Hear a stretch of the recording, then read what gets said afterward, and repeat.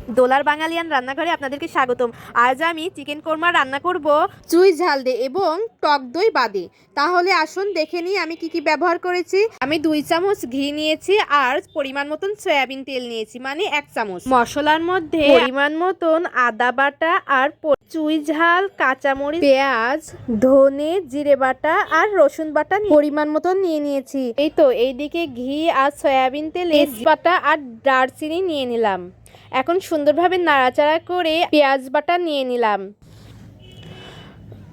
রসুন বাটাও নিয়ে নিলাম। এখন সামান্য লবণ নিয়ে নিলাম, পুড়ে না যায় এবং গায়ে ছিটে না লাগে। জিরা আর ধনে বাটা নিয়ে নিলাম। এই তো এখন আমি রসুন বাটাটাও নিয়ে নিলাম এবং ওই চুই ঝাল আর কাঁচামরিচটা নিয়ে নিলাম। আমি কোরমা সাদা করব, তাই আমি ওখানে শুকনো মরিচ নিলাম না, কাঁচা মরিচ নিলাম। সুন্দরভাবে মশলাগুলো মাখিয়ে নিলাম। এখন আমি টক দইয়ের বদলে টমেটো দেব, যাতে টক হয়। আমি টমেটো নিয়ে নিলাম পরিমাণ মতো, আপনারা যেইটুকুন সম্ভব নিয়ে নেবেন। আমি এই যে সুন্দরভাবে কষিয়ে নিচ্ছি।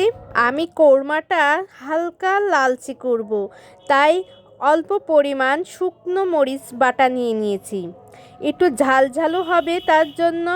এই তো কষানো মশলায় আমি চিকেনটা নিয়ে নিলাম। সুন্দরভাবে এখন নাড়াচাড়া করতে লাগবো, যাতে মশলাগুলো চিকেনের গায়ে লেগে যায়। এখন পরিমাণ মতন লবণ নিয়ে নেব। আমি কিন্তু প্রথমে সামান্য পরিমাণ লবণ নিয়েছিলাম, তাই এখন বেশি একটা লবণ নেব না। কষানোর জন্য আমি 5 মিনিট ঢেকে দেব। এই দেখুন তো জল বেরিয়ে এসেছে চিকেনে। হ্যাঁ, আপনাদের যদি চিকেনে জল না আসে তাহলে পরিমাণ মতন জল নিয়ে নেবেন। এই তো আমার কষানো প্রায় শেষ, তাই আমি পরিমাণ মতো জল নিয়ে আবার ঢাকনা দিয়ে ঢেকে দিলাম। এখন 5 মিনিটের মতন ঢেকে আবার চলে আসলাম, এসে আবার নাড়াচাড়া করতে লাগলাম। মাঝে মাঝে নাড়াচাড়া করে আবার ঢেকে দিতে হবে, যাতে চিকেনের নিচে এঁটে না যায় বা পুড়ে না যায়।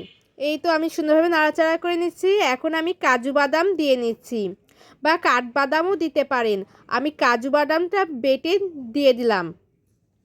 সুন্দরভাবে নাড়াচাড়া করতে লাগলাম। এখন আমি দুধ দিয়ে নেব। আমি 2 হাতা দুধ দিয়ে নিলাম। হ্যাঁ, অবশ্যই কিন্তু আপনারা দুধ দিয়ে নেবেন। দুধ না দিলে কিন্তু টেস্ট আসবে না। কোরমা রান্নায় দুধ দিলে বেশি ভালো হয়। সামান্য পরিমাণ গরম মশলা নিয়ে নিলাম। এই তো রান্নার শেষে কিন্তু আমি চিনি দিয়ে নেব পরিমাণ মতন, কারণ কোরমা রান্নায় একটু মিষ্টি হয়।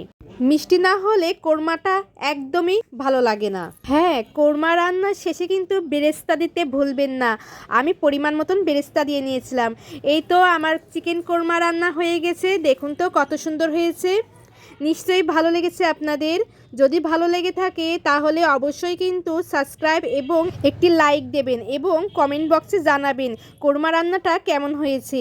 তাহলে আজকের মতন এই পর্যন্তই। পরবর্তী ভিডিওতে দেখা হবে। টাটা।